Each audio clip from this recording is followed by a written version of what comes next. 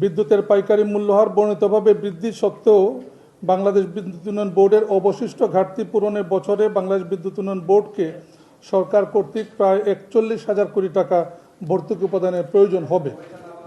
এই মূল্য বৃদ্ধির পরেও পাওয়ার গ্রিড বাংলাদেশ পিএলসি এর সঞ্চালন ব্যয় বিবেচনায় বিদ্যুতের বিদ্যমান সঞ্চালন মূল্যহার বা হুইলিং চার্জ ওয়েটেড অ্যাভারেজ 0.3135 টাকা কিলোওয়াট ঘন্টা থেকে 0.0751 টাকা কিলোওয়াট ঘন্টা বৃদ্ধি করে 0.3886 টাকা কিলোওয়াট ঘন্টা পুনর্নির্ধারণ করতে আদেশ প্রদান করা হয়েছে। অর্থাৎ 39 পয়সা হবে এটা, যেটা 31 পয়সা ছিল।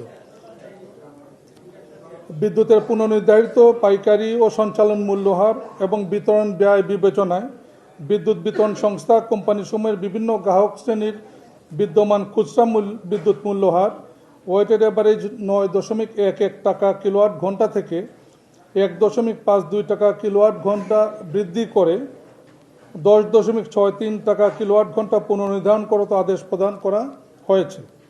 বিদ্যুৎ বিতরণ সংস্থা ও কোম্পানিসমূহের বিভিন্ন গ্রাহক শ্রেণীর বিদ্যমান ডিমান্ড চার্জ অপরিবর্তিত রাখা হয়েছে। কমিশনের এই আদেশ বিল মাস জুন 2026 থেকে কার্যকর হবে এবং পরবর্তী নির্দেশ না দেওয়া পর্যন্ত বলবৎ থাকবে।